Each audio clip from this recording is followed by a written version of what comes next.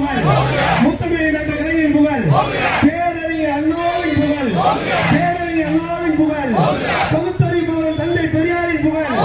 பகுத்தறிவு தந்தை பெரியாரின் புகழ், அண்ணா வழியில் ஆதிக்கப்பட்ட சமுதாயம் இந்திய திணிப்பை வன்முறை தவிர்த்து மாநில சுயாட்சி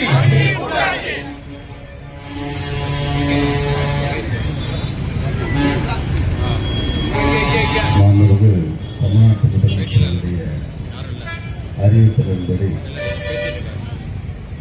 பேரறிஞர் தந்தை அண்ணாவுடைய பிறந்தநாள் அன்று பாகம் வாரியாக ஓரணியில் தமிழ்நாட்டினுடைய இரண்டாவது கட்டமாக